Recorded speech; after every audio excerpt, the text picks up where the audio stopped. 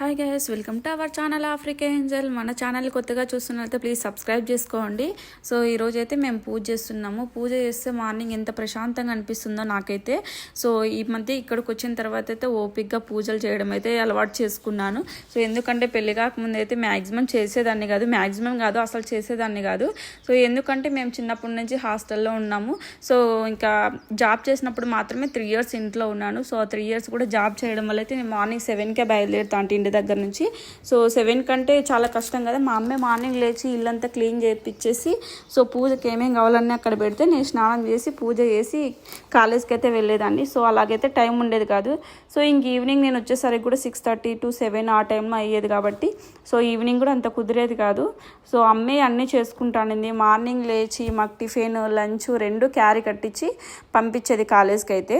అమ్మ అలాగ చేయడం వల్ల అయితే నాకు ఇంట్లో పనులు అండ్ టిఫిన్లు లంచ్ మ్యాక్సిమం అప్పుడైతే నాకు టిఫిన్లు బాగా వస్తుండే. సో లంచ్ విషయానికి వస్తే అసలు ఏం రాకుండా చేసేది, అసలు చికెన్ కానీ మటన్ కానీ ఏం చేయకుంటే. సో అమ్మనే ఎక్కువ ప్రిపేర్ చేసేది. నేను ఎందుకంటే కాలేజ్కి వెళ్ళడం వల్ల చాలా టైర్డ్ అనిపిస్తుంది. అది టీచింగ్ ఫీల్డ్ కాబట్టి సో నాకు చాలా అసలు టైర్డ్గా అనిపిస్తుండే. నేను అయితే మార్నింగ్ 8 నుంచి సో ఈవినింగ్ 4:30-5 వరకు కాలేజ్ అయితే ఉంటుంది. ఖచ్చితంగా ఇంకా టీచింగ్ ఫీల్డ్ అంటే అందరికీ తెలుసు, ఖచ్చితంగా నిలబడే ఉండాలని చెప్పి. సో మాకు బ్రేక్లో 1 hour మాత్రమే కూర్చుంటాము. సో చాలా టైర్డ్ అనిపిస్తుంది. టీచింగ్ ఫీల్డ్ మాత్రం చాలా కష్టం అసలు చేయడానికి. పెళ్ళి కాకముందు అయితే ఓకే, కానీ పెళ్ళైన తర్వాత చాలా ఇబ్బంది. మళ్ళీ ఇంటికి వచ్చి ఇంట్లో అన్నీ చేసుకోవాలంటే చాలా టైర్డ్గా అనిపిస్తుంది. ఇంటికి వస్తేనే అయిపోతుంది అనుకునేది లేదు. మళ్ళీ నెక్స్ట్ డే వచ్చేసి మనం ప్రిపేర్ అవ్వాలి కాబట్టి సో సరిపోతుంది. నైట్ వస్తానే మళ్ళీ 1 to 2 hours. స్టార్టింగ్లో అయితే కొంచెం ఇబ్బంది, ఎందుకంటే ఎక్స్పీరియన్స్ ఉండదు కాబట్టి. ఒక 3 to 4 years అయితే తర్వాత అలవాటు అయిపోతుంది కాబట్టి అంత రిస్క్ అనిపించదు. సో టీచింగ్ ఫీల్డ్ మాత్రం చాలా ఇబ్బంది. సో మా అమ్మ ఉండింది కాబట్టి నేను అలాగ మేనేజ్ చేయగలిగాను. 3 years అయితే సక్సెస్ఫుల్గా అయితే జాబ్ చేశాను. సో అమ్మాయికి జాబ్ అనేది ఒక అమౌంట్ కోసం అయితే కాదు. సో తనకంటూ ఒక ధైర్యము, ఫ్యూచర్లో అయినా ఒక జాబ్ చేసి సంపాదించుకోగలను అనే నమ్మకం అయితే ఉంటుంది. మా నాన్నకు చదువు అంటే చాలా ఇష్టం. అసలు చదువుకుంటామంటే ఏదైనా చేస్తాడు. నాకు బాగా గుర్తుంది 10th class ఆ టైంలో అనుకుంటా. సో మాకు ఎగ్జామ్స్ ఉన్నాయని చెప్పి నేను ఇంటికి వెళ్ళాను. ఇది హెల్త్ బాగాలేదని చెప్పి మార్నింగ్ 4కే లేపి మా నాన్న ఆ టైంలో లేచి కాఫీ చేసి మాకు ఇస్తాండే. అసలు అవన్నీ అసలు మెమొరబుల్. మా నాన్నకు చాలా ఇష్టం చదువు. సో మా నాన్నకు ఒక ఎయిమ్ ఉండే, ఒక గవర్నమెంట్ జాబ్ తెచ్చుకోవాలని చెప్పి, కానీ అదైతే తీర్చలేకపోయినాను.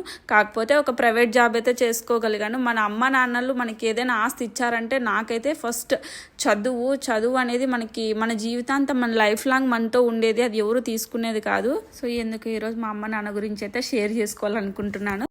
నాకు పూర్వీని చూస్తే మా అమ్మ నాన్న కూడా ఇలాగే పెంచింటారు కదా, చిన్నప్పుడు ఇంతే గారాబం చేసింటారు కదా అనిపిస్తుంది. ఎవరైనా అంతే కదా, మనకు పిల్లలు పుట్టినప్పుడే తెలుస్తుంది వాళ్ళు కూడా మనల్ని ఇలాగే చూసుకుంటారు, ఇలాగే పెంచింటారు అని చెప్పి.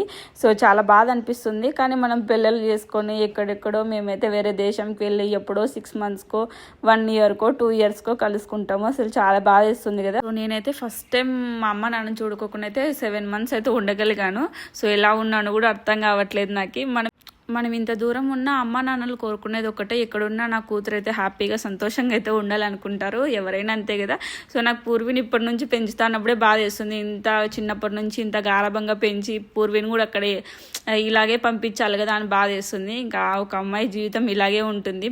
ఆ టైంకి మనమే అలాగా అలవాటు పడిపోతాం అనుకుంటా. సో ఇలా మాకు అయితే ఈ రోజైతే ఇలాగా గడిచిపోయింది. సో పూర్వీతో చాలా బాగా ఎంజాయ్ చేశాను ఈ రోజు అయితే.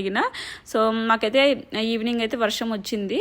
సో ఫుల్ వర్షము చాలా ఎక్కువగా వచ్చేసింది. ఇక్కడ ఏమంటే వర్షం వచ్చే ముందు గాలి అండ్ దుమ్ము ఎక్కువ వచ్చేస్తుంది. ఆ సౌండ్కి అయితే పూరి ఫుల్గా అప్పుడప్పుడు నిద్రపోయింది. ఒక 1/2 hour అట్లా ఆ టైం అయింది అంతే పడుకొని. సో ఆ సౌండ్కే లేచేసింది. నార్మల్గా అయితే అస్సలు తినిపించుకోదు. హెల్త్ బాగలేనప్పుడు కూడా పూర్వీనే తింటుంది. కానీ ఆ రోజు నిద్రలో లేచిందో ఏమో నాకైతే చాలా హ్యాపీగా అనిపించింది. ఆ రోజు అయితే తినిపించుకుంది. ఆల్మోస్ట్ 6 months అవుతుంది అనుకుంటా పూర్వీ నాతో తినిపించుకోక. ఈ రోజు వీడియో అయితే ఇది. సో మీ వీడియో మీకు ఎలా కనిపించిందో కమెంట్ సెక్షన్లో కమెంట్ చేయండి. ఇంకా మన వీడియోని సబ్స్క్రైబ్ చేసుకుని వాళ్ళు ప్లీజ్ సబ్స్క్రైబ్ చేసుకోండి అండ్ లైక్ చేయండి అండ్ బెల్ ఐకాన్ క్లిక్ చేయండి. క్లిక్ చేయడం వల్ల అయితే మీకు నోటిఫికేషన్స్ వస్తాయి. Thank you for watching this video.